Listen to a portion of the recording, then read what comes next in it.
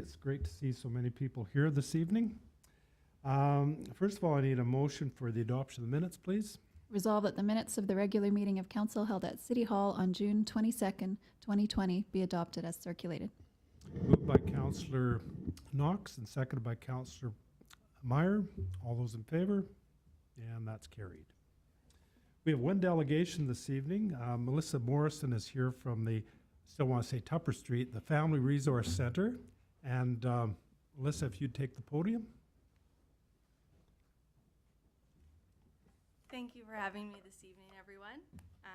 Yes, we are now called just the Family Resource Center. We're in the process of doing a little bit of rebranding since we're no longer on Tupper Street. For those who don't know, we're located at 234 Princess Avenue beside the cinema. We have 3 full-time staff and currently have 2 summer students on staff with us. We're a nonprofit overseen by a board of directors who have a vast background, which is really awesome. Our funding comes mostly from the Public Health Agency's CAPC program, but we also rely on a number of grants and donations from various community organizations. So who we are, or who we serve all families in Portage and surrounding area. We offer specific programs and support, unique situations of newcomers, Indigenous families, military, and our CMP families. Our strategic direction, our vision is to be a support for all families in Portage and surrounding area. We do this by providing a safe and welcoming place for all, bringing families together, providing meaningful and educational programming, and being a source of trusted information.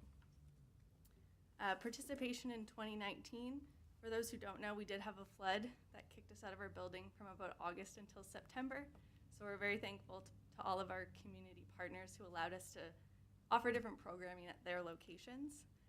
We held 15 different types of programming, along with specialized events and workshops, including a Christmas dinner. We had over 1,600 unique visits to our facility, so that was really exciting to still be able to add up at the end of the year. And 15% of those were first-time attenders, so that was really neat as well. Participation for this fiscal year, from kind of March to present, has looked a lot different with COVID. We've been facilitating the emergency soup kitchen on behalf of a number of community organizations. So in May, that saw 98 people served, and we provided 379 meals to the community. In June, those numbers increased to 264 people served with 530 meals provided. And for July, we're set to knock those numbers out of the park again. Daily, we've been providing online or in-person programming for our families. Right now, that looks like social distancing programming in-house with small numbers of participants, or a lot of programming out in the parks, which has been really fun. We've been providing weekly activity packages that have been sent out to over 100 families a week. And then bi-monthly throughout March to June, we did activity drop-offs to over 50 families. We've also been doing a lot of additional telephone outreach to all of the families in our database, just to check in, kind of well-being checks, mental health checks, how can we support you type of checks with all of the families that we have on our radar at the present time. And then this summer, every other Friday, we're hosting free date camps so parents can have a little bit of a break. And our first day saw 17 children participate, so that was really exciting to see as well. As an organization, our values are to be like as welcoming as possible. We want all families to feel comfortable coming to our space and participating in our programs. Another one of our goals is to build relationships. We love to collaborate with others in the community, and we're constantly looking for ways to evolve and adapt to meet the needs of our families. Our priorities moving forward, our big focus this year is to really focus in on the needs of our families and creating a more full, diverse calendar, more programs in the evenings and weekends for working parents so that they can get out and do things with their family in a safe environment, but also feel supported and educated in ways that they might need. Expanding our services to include older children and teenagers. The focus in the past has really been on that younger age group, 0 to 6, but there's so many ways we can support families in Portage. We're also looking for ways to increase our operating budget. The more money you have, hopefully the more you can do. So that's always something we're looking to do, and create more partnerships with community as well, along with our rebranding and just trying to be more well-known throughout the community. We have a number of community partners, as you guys can see on the next slide. But the big reason we're here is to tell you how you guys can help us. So as you're looking to figure out how you're going to provide funding to different organizations in the upcoming year, we're hoping that you'll consider providing funding for operational expenses for organizations like ourselves. Grants are great. They offer us new opportunities to try new things, but consistency can be really beneficial to families. And at the end of the day, we need a roof over our head and staff to facilitate our programs, and that's really what keeps us going. 2, help us spread the word that we exist and we're here to support all families in Portage. 3, come for a visit, give us a call, check out our new space. It's turned out really nice from the renovation since the flood. And then 4, we hope to have a grand reopening once rebranding is complete and COVID restrictions ease, and we'd love to see you guys there. Any questions? Any questions from council? Councillor Draycott? Thank you very much for your presentation this evening. Your first note of ways that we could help is to provide operational expenses for your organization and organizations like you. We do have a process in order to have organizations considered. Is there a specific funding amount that you are looking for, and are you aware of our process coming up shortly? I know your process is coming up in the fall. I just actually moved to Portage, so I haven't investigated it heavily yet. I just know most of the battles in talking to other nonprofits in the area is that most of the grants and different funding opportunities is strictly for new initiatives or something like that, not something long-term or operational. But if you guys have a stream for that, like, that's awesome, and we will definitely be in touch regarding that. Any further questions? Councillor Knox? Just a comment is welcome to Portage. We meet face to face now instead of Zoom meeting, but I'm familiar with what you guys do there, and congratulations on your rebranding. I think it's timely and it'll go well, so congratulations. Any further questions or comments? Melissa, I want to thank you very much for taking time out and presenting to council this evening. Thanks for having me. Thank you.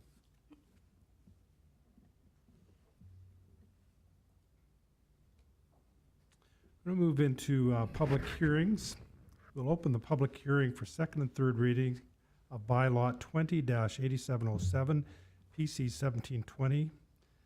This is a city zoning bylaw amendment, and this is for Paramount Investment Group at 19 15th Street Southwest. Is there anyone here to speak to the hearing? Well, I'm here to answer any questions. I think it'll be an improvement of what was said before. Okay, thank you, Mr. Greenberg. Did anybody have any questions from council for Mr. Greenberg?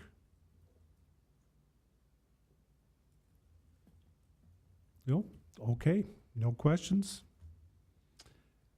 Is there anyone else here to speak to the hearing, for or against? Okay, I need a motion to close the hearing. Be it resolved that the public hearing for the second reading of bylaw 28707, City Zoning Bylaw Amendment, Paramount Investment Corporation for 19 5th Street Southwest now be closed. Moved by Councillor Meyer and seconded by Councillor Buds. All those in favor? And that's carried. Okay, Council, I guess before you, what we have is the issue, of course, is to rezone the property from R1, residential single family, to R2, residential 2-family zone. So we've already had the first reading, so we're going to try to entertain second and third reading. So as the planning district, and after considering the results of the public meeting, we must within 90 days choose one of the 3 actions to deal with the proposed zoning bylaw amendment. Those are under section 75A, under section 77, and under section 73.1, paragraph 3, which is amending a zoning bylaw. Objections, if there are objections, it must be received from at least 25 eligible persons or 50% of the total number of owners of property located within 100 meters of the affected property. So under section 74, council may make major changes to the bylaw, in which case it must be re-advertised, and then a new public hearing must be held. Council may also pass a resolution not to proceed with the bylaw. This would be done under section 75B, and council then must send out, of course, the required notices as well. We'd been through the background before, but briefly, the property in question is Lot 175, Plan 15. Parish of Portage la Prairie is presently zoned R1. The applicants, which is Paramount Investment Corporation, wish to rezone this property to R2 residential two-family zone. The sketch is there for your information. And I won't get into all of what the development plan policy states, but it does fit within those categories, which is, of course, the housing mix and affordability, the housing supply, infill development, and some caveat says in cases where properties differ from the prevailing patterns of lot size, configuration, or orientation, it may be possible to provide the same site standards and patterns of development in these infill projects as exist in the surrounding neighborhood. So, as you might be aware, the application has been circulated to the various city departments with no concerns being expressed. The application was advertised in the Daily Graphic for 2 consecutive weeks, circulated to the province. Public notices have been sent to all owners of property within a 100-meter radius of the proposed development as per Section 168 of the Planning Act. So, the first reading to this bylaw was given back on April the 14th, 2020, which started the entire process. So as of this writing, we have not received written objections to the proposed rezoning scheme, and to date today there have been no other objections. As mentioned, the documents were circulated to provincial departments and agencies with no objections as well. So provincial planning does recommend approval of zoning bylaw amendment number 20-8707. So with that said, and it's a recommendation of this committee that the council of the city of Portage la Prairie approve the application to rezone that land known as 19 15th Street Southwest, and legally described as Lot 175, Plan 15 in the parish of Portage la Prairie, from R1 residential single family to R2 residential two-family zone, and that bylaw number 20-8707 be read a second time, and that bylaw number 28707 also be read a third time, finally passed, signed, and sealed. And I so move. Moved by Councillor Meyer and seconded by Councillor Buds. Any questions or comments on the motion? All those in favor of the motion? And that's carried. Excuse Mr. Mayor? Thank you, Mr. Greenberg.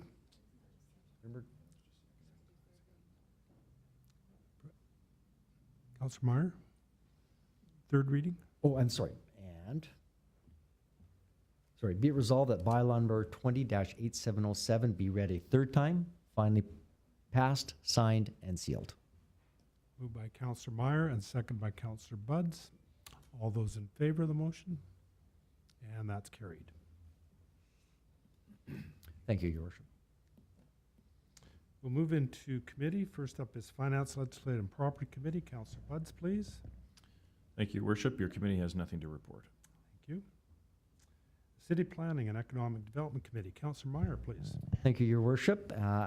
In committee meeting at last council meeting, our executive or director and economic development officer, Eva Leary, did present the 2020 to 2024 strategic plan put out by PRED, or Portage Regional Economic Development. So now we're just filing it for the record, and I just do want to point out the relationship that we have between the RM and the city. That certainly helps this organization accomplish what it wants to accomplish, led by what we think is a great economic development officer. So if there's any questions? Hearing With none. that said, and that's the end of my report, Your Worship. Thank you. Community Service Committee. Councillor Draycott, please. Thank you, Your Worship. Community Services Committee has nothing to report. Thank you.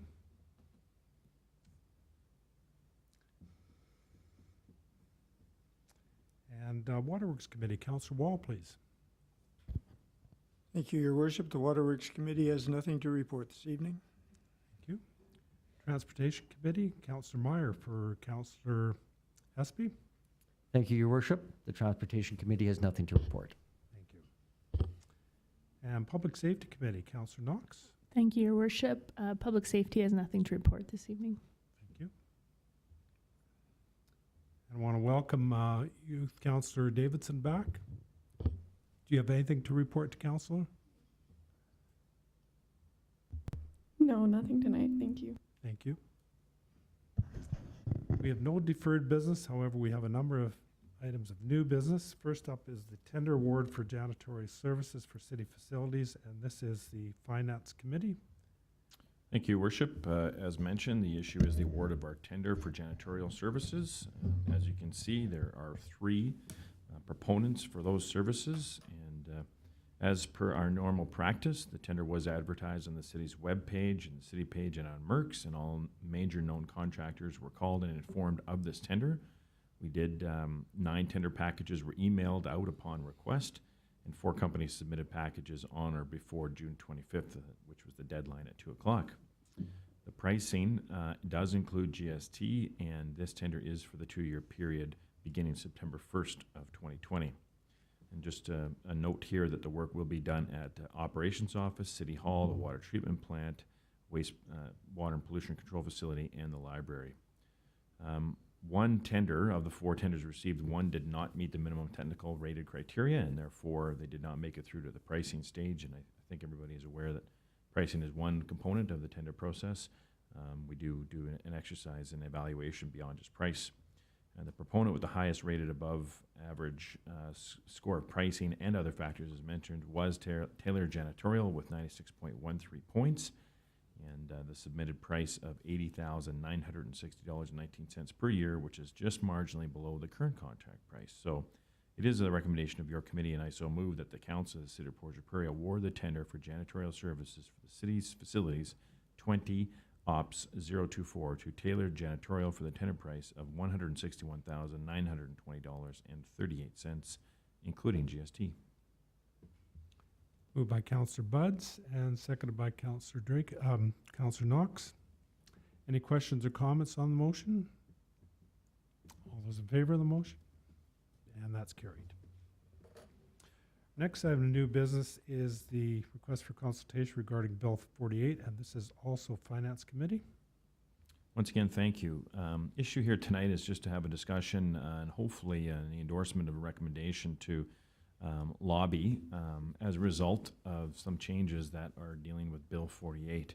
And these are one of those little pieces of legislation that, if passed, kind of fly under the radar, and I'm certainly echo a lot of the concerns expressed by colleagues in the municipal world in lobbying the province and some of the changes. And so just some background, this bill does introduce some substantial changes to the Planning Act, which governs land use planning processes in the province and would impact those particular uses in our region. The creation of a process to establish planning regions a level above the existing district areas. So just imagine another hierarchy above our existing planning district, and then introduction of a new appeal process to allow participants to appeal all key municipal decisions to the municipal board. So another level of bureaucracy that would be created if this Bill 48 goes through. It is one of a series of bills introduced into the legislature immediately following tabling of the 2020 budget, but this bill is one of the outcomes resulting from the provincial government's planning, zoning, and permitting in Manitoba, which was a paper released in the spring of 2019. And troubling is the fact that there was not many consultations done, and it was basically 50 individuals, primarily private developers, consulted during the preparation of the said report. So upon review of the bill, administration has significant concerns about the potential impacts these changes will have on the operation of the city, as well as their ability for council to continue to manage growth and development in a manner that serves the long-term interests of the community. I think the primary concerns of administration and management, and council for that matter, have been identified, but are not limited to the following. So as I mentioned with that hierarchy, there's going to be increased complexity of navigating development in the city. We have a pretty fluid process right now. It involves a management team and a planning district, and we have shown our ability to get results done very quickly to the satisfaction of developers. And when you add another layer of bureaucracy, that slows things down. The creation of an appeal process that puts the final say for planning decisions such as conditional uses, variations, rezonings, subdivisions, etc., into the hands of the municipal board, which is not accountable to the citizens of Portage. So just imagine that a ruling's done here, there's an appeal to a board that has really no interest, I won't say no interest, but maybe no representation in our region. That is damning, in my opinion, for our ability to control what happens in our city. And when you add bureaucracy, you add costs, and that will be most evident from financial and human resources, because that will just suck up time when we add another level of bureaucracy. So it is a recommendation of this committee that the council of the City of Portage la Prairie send a letter to Minister Squires requesting that any further discussions relating to Bill 48 be postponed until the COVID-19 crisis has passed or become more manageable, to allow proper discussion and input from the affected municipalities and the public. Moved by Councillor Buds and seconded by Councillor Meyer. Any questions or comments on the motion? Councillor Knox? I'll just comment, and I'm fully in support of this motion because, I mean, the message from our government to this point has to be eliminating red tape, and Bill 45 just adds red tape. So I'm definitely in support of lobbying for this. Any further questions? Councillor Meyer? Once again, no question, just a comment. I just really want to strongly echo Councillor Knox's comments. I feel exactly the same way. I know it's a political issue. This government came into power wanting to eliminate as much red tape as possible. And of course, as Councillor Buds has already referred to, it just adds another layer of bureaucracy and red tape to it. So I think it's contrary to what this government has stood for. So I fully support it. Any further comments or questions? I'll just add this, the concerns raised by Councillor Buds this evening and by administration are shared with the other cities in this province and many of the reeves. Our last city caucus meeting, this was a main topic of discussion, the impact it'll have on cities and the ability to make decisions at a local level, be accountable to citizens. And so not just us, but certainly other cities in Manitoba are hoping to have some dialogue with the minister on this. So I will be supporting the motion. Seeing no further questions, all those in favor of the motion? And that's carried.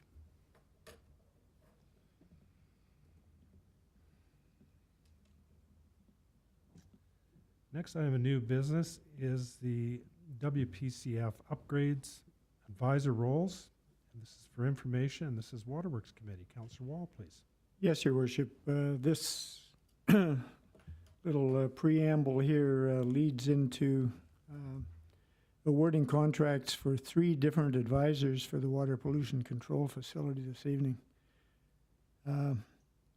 The upgrading and long-term operation contract for the water pollution control facility is by far the single largest and most complex project the city has undertaken. Expert advice and guidance are essential to the successful implementation of the project. The following provides a summary of the purpose and value of the services to be provided by each of the advisors the city is hiring for P3 procurement for the upgrading and long-term operating contract for the water pollution control facility. Now, we have with us this evening the project manager, who's the city's administrative coordinator for the project with advisor oversight responsibility. He's a key participant in the project decision-making process and negotiations with prospective P3 proponents. The project manager is the prime liaison with city administration and provincial funding agency and provides support in industrial services agreement negotiations and environmental licensing. The project manager also provides advice and information to the project lead with regard to objectives, expectations, and local knowledge. Now, the 3 that we're looking at this evening are, first of all, the legal advisor. Legal advisor brings value to the project by ensuring the language of the contract is legally defensible and also insists in the transition of city staff to the new operating agency. The fairness advisor, the objective of retaining a fairness advisor is to provide confidence in the fairness of the procurement process to the City Council, the public, other stakeholders, and the prospective proponents for the construction and operating contract. The Fairness Advisor will provide the City an added benefit of defensibility against any potential legal claim by an unsuccessful proponent, assuming the City is acting fairly throughout the procurement process. The Fairness Advisor is to act as an independent, impartial observer to ensure the implementation of the project procurement process is done fairly in accordance with the policies set by the City for all prospective proponents. The advisor will ensure processes to maintain confidentiality and security of proprietary and commercially sensitive information are followed. The advisor will provide guidance towards the resolution of any perceived conflict of interest for any of the participants of the project. So the first one that we'll deal with this evening is the award of the contract for the Water Pollution Control Facility Upgrading Project Legal Advisor Contract. The alternatives are to award the contract for legal services to Tories or to not award the contract. The technical submissions were evaluated by a panel of 3 ACOM staff and the project manager, followed by an evaluation of the fee proposals. There's a table here outlining the evaluation points awarded, and as you can see, number 1, Tories were the successful proponent with 84 points. I will not read this entire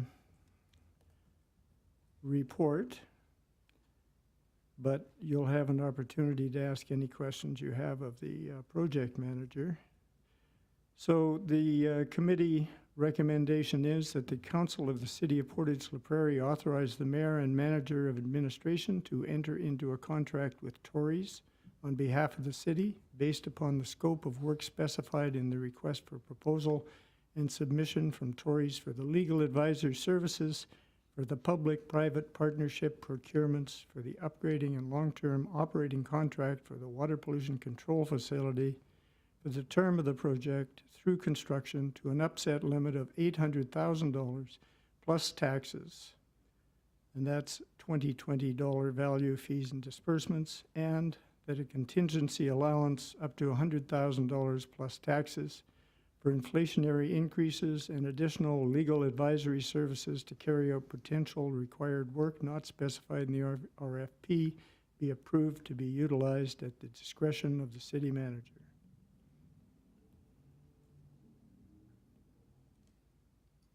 Moved by Councillor Wall and seconded by Councillor Draycott. Questions or comments on the motion?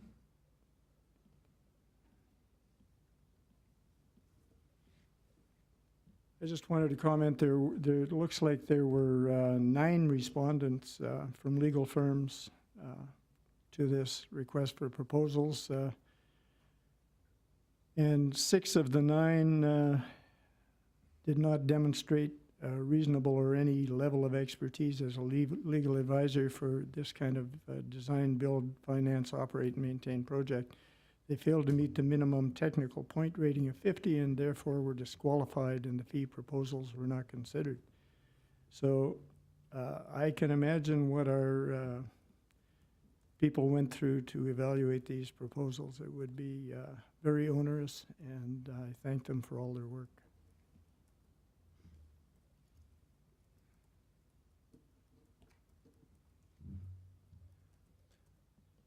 Councillor Wall, I was wondering if you or Mr. Braden could just comment a little bit more on so we have a price of $601,000 from Denton's, and then of course the price we're looking at is $800,000 from Tories, and there is some explanation in the report, but if like that's quite a price difference. There is a difference, I think, as you say. Part of the explanation is other firms using junior staff instead of senior people as advisors, and therefore billing them at less per hour. That would be part of the explanation. Perhaps Kelly could give us further explanation.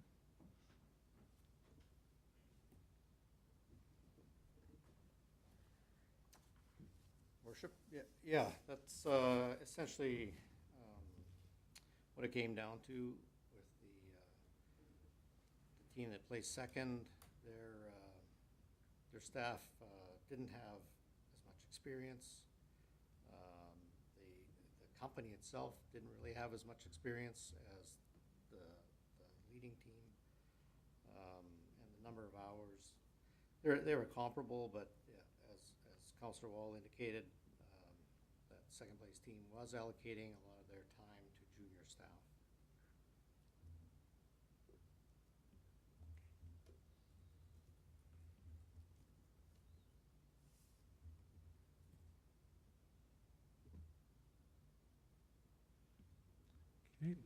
Any further questions from council?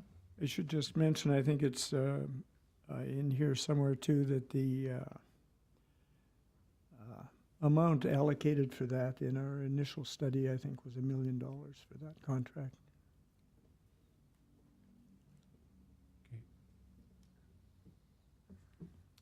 Okay, final comments or questions?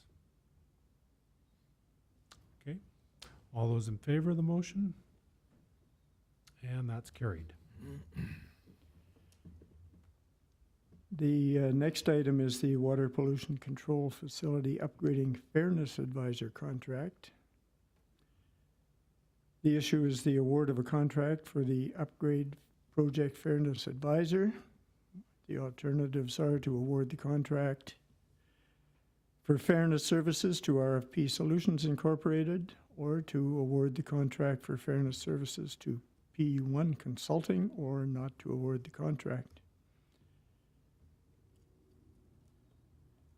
Again, technical submissions were evaluated by a panel of 2 AECOM staff, the project manager and director of utilities, followed by an evaluation of the fee proposals. And you can see here that RFP Solutions total points were 84.5. The next closest was P1 Consulting at 81.5. And the estimated fees and disbursements for RFP are less than for P1 Consulting. Both companies are based in Ottawa. They each planned for 7 trips to Winnipeg and 16 days in Winnipeg. RFP Solutions estimated their disbursements at $5,000 less than P1, and this was accounted for in the rating. The business case report suggested a budget of $100,000 for the Fairness Advisor. This expense is eligible for grant funding under Investing in Canada Infrastructure Plan Fund. So the recommendation is, and I so move, that the Council of the City of Portage la Prairie authorize the Mayor and Manager of Administration to enter into a contract with RFP Solutions Incorporated on behalf of the city, based upon the scope of work specified in the request for proposal and submission from RFP Solutions Incorporated for the Fairness Advisor Services for the public-private partnership procurement for the upgrading and long-term operating contract for the Water Pollution Control Facility to an upset limit of $51,813.35 plus applicable taxes, and that a contingency allowance of up to $20,000 plus taxes for additional fairness advisory services to carry out potential required work not specified in the RFP be approved to be utilized at the discretion of the city manager. Moved by Councillor Wall and seconded by Councillor Draycott. Any questions or comments on the motion? Councillor Knox? Just a question. When will these visits take place, and are these people considered essential workers? Because if they're from Ottawa, they fall under COVID guidelines of self-isolating when they come. Yeah, that's correct. They'll be starting work almost immediately, within a couple weeks. There is a contingency plan. If they're not able to travel, we're not going to ask them to come here and quarantine for 2 weeks. So a lot of the work will be done online, probably, at least initially, and therefore the disbursements that you see there, the travel expenses, would not be incurred. So that's the main difference. There are other projects that are ongoing right now that have this similar situation, and they're doing a lot of their work online. And it seems to be, from what I hear, seems to be working just fine. Thank you. Any further questions or comments? All those in favor of the motion? And that's carried. And the final item, Your Worship, is Water Pollution Control Facility Upgrading Communication Advisor contract. The alternatives are to award the contract for communications services to McKim or to not award the contract. Again, the technical submissions were evaluated by a panel of 3 AECOM staff and the project manager, followed by an evaluation of the fee proposals. The McKim proposal is slightly more money than the next closest proposal, but their total points are significantly higher. McKim's proposal was judged to be a very good quality due to their relevant experience with the City of Regina design, build, operate, and finance, operate, and maintain wastewater project. McKim and Argyle each proposed approximately 550 hours. However, McKim had greater percentage of the hours allocated to senior, more experienced staff. Argyle's proposal did not indicate that they had experience with this type of project, and they made some key mistakes in their proposed communication strategy. Strategy Corp's proposal did not indicate that they had experience with this type of project. Some staff members had P3 project experience, but not in the aspect of communications. So the base fee for McKim is $69,000. They suggested a contingency of $26,000 in time and expenses for an optional open house or public event, and paid for media development and distribution. The business case report suggested a budget of $125,000 for the communications advisor. This expense, again, is eligible for grant funding under the Investing in Canada Infrastructure Plan Fund. So it is the recommendation of this committee that the Council of the City of Portage la Prairie authorize the Mayor and Manager of Administration to enter into a contract with McKim Communications Group on behalf of the City based upon the scope of work specified in the request for proposal and submission from McKim for the communication services for the public-private partnership procurement for the upgrading and long-term operating contract for the water pollution control facility to an upset limit of $69,000 plus applicable taxes, and that a contingency allowance up to $26,000 plus taxes for additional communications advisory services to carry out potentially required work not specified in the RFP be approved to be utilized at the discretion of the city manager. Moved by Councillor Wall and seconded by Councillor Draycott. Any questions or comments on the motion? All those in favor of the motion? And that's carried. And that's my report, Your Worship. Thank you, Councillor Wall. Next, I have a new business, the award of contract for bylaw parking animal control enforcement, and this is the Public Safety Committee. Councillor Knox, please. Thank you, Your Worship. The issue tonight is to award the contract for the provision of bylaw, parking time limited spaces, and animal control enforcement for the City of Portage for a period of 3 years from August 1st, 2020 to July 31st, 2023. Our alternatives would be to award the contract for the same or do not award the contract. The present service contract with the Corps of Commissioners Manitoba for bylaw, parking meter, and animal control enforcement expired on April 30th, 2020, with an extension approved until such time that a new contract has been approved and commenced. The Corps of Commissioners Manitoba Division have been providing services since May 1st, 2014. A request for proposal 2020 PS 001 was advertised to supply services for a period of 3 years commencing August 1st to July 31st, 2023. The closing date for these submissions was Friday, June 5th, 2020 at 2 p.m. The proposal outlined the scope of bylaw enforcement, parking time limited spaces, and animal control services in individual detail. A total of 7 proposal packages were given out. 4 proposal bids with prices based on the hourly rate of 48 hours weeks per year, including GST, were received. Those proposals were analyzed and evaluated, and it was determined over budget with all submission not meeting our requirements. A second request for proposal for the provision of bylaw, parking time limited spaces, and animal control enforcement 2020 PS 002 was issued on June 24th, 2020, with a closing date of July 6th at 2 p.m. In this request for proposal, the scope of work was revised to reduce the staffing requirement. The original 4 bidders were supplied with a copy of the proposal document, and it was advertised on our city website and Merck's. 2 additional packages were given out. At the July 6, 2020, 2 p.m. opening, the following 4 packages were received. Pricing was based on an hourly rate at 48 weeks per year. Canada Corps of Commissionaires Manitoba Division at $95,000 to $95,220. Delta Security at just over $87,000, Max Security just over $88,000, and Sirius Protection and Security Services. Oh, thought I was talking to Siri. At $85,700. An evaluation was completed on the 4 proposals using pricing, services to be provided, company profile and experience, staff information, and sustainability.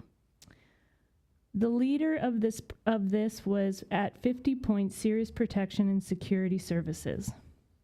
Sirius Protection and Security Services received the best evaluation rating and in addition provided the lowest price. Sirius Protection is a Portage la Prairie business. Sirius will provide a local office that Bylaw will work out of and provide their own 24-hour answering service and on-call availability. They will have a nightly mobile patrol to enhance city bylaw enforcement after regularly scheduled hours.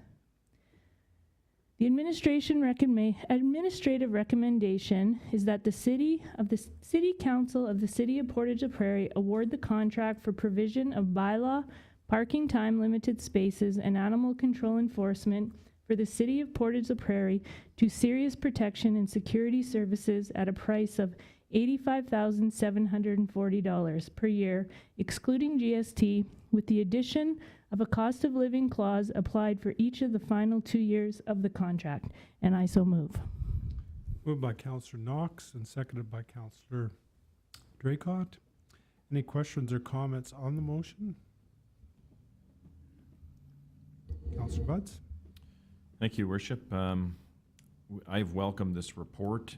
I'm glad to see that it's coming to fruition and in fact that there is a recommendation to make a change. The one thing that I would mention, this is a short turnaround time from when the expiry of the current one goes and our new, potentially new vendor comes on board. And that we have had issues with our current provider, and that I think it's important for council and administration for that matter to understand that while we outsource the management of this, we certainly don't outsource the responsibility. And so it'll be incumbent upon the new provider, if that happens, to ensure that they stay on top of things as well as council. So it's just a comment more than anything else that I certainly take the enforcement of our bylaws seriously, and in order for us to move our community forward, we have to stand behind this and not just outsource it and think that the management of that bylaw is kind of gone out of our hands. So that's just a comment. Any further comments, questions? Councillor Knox? Yep. I definitely do welcome this change here, knowing that there has been issues with our previous provider. I'm hopeful that a local provider will have a more local flair and a more investment in our community when it comes to enforcing the bylaw and animal control for sure. Okay. Any final questions, comments? All those in favor of the motion? And that's carried.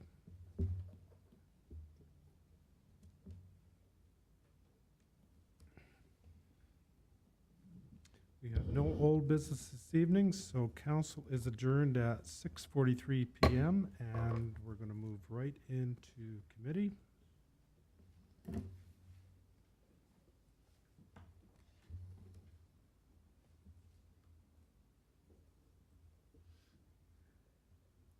Call committee to order at 6:44 p.m. First up is Finance, Legislative and Property Committee. Councillor Buds, please. Thank you, Worship. Your committee has nothing to report. Thank you. City Planning and Economic Development. Councillor Meyer. Thank you, Your Worship. The City Planning and Economic Development Committee has nothing to report. Community Service Committee. Councillor Draycott, please. Thank you, Worship. I don't have anything on agenda, but I do have one of those catch-22 moments for us. So it's a positive announcement, but it also means negative things. It means that mosquitoes have gotten so bad that Fortunately, we can spray. So I would like to make the public notice aware this evening.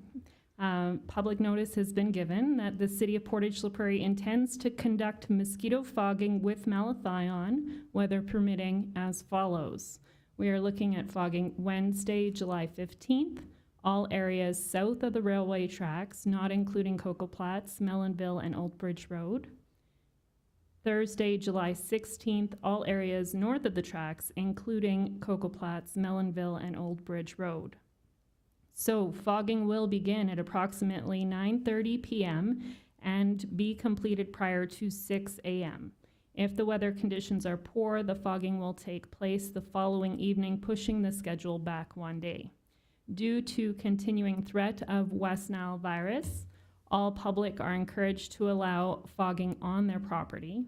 All persons requesting no fog are asked to please register by phoning 204-239-8346 before 4 p.m. July 15th, 2020, and leave a message with your name and address. All properties that are re-registered for no fogging, all properties must be re-registering for no fogging in 2020.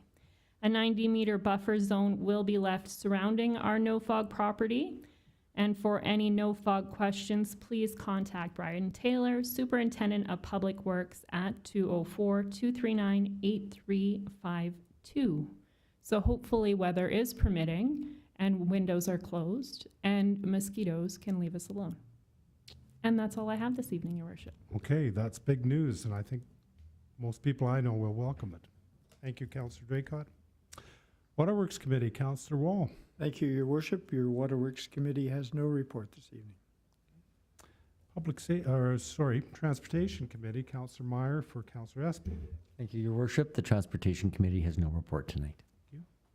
And Councillor Knox, Public Safety. Thank you, Your Worship. Nothing from Public Safety and Committee tonight. Thank you. Committee is adjourned at 6:46 p.m. Thank you, everybody.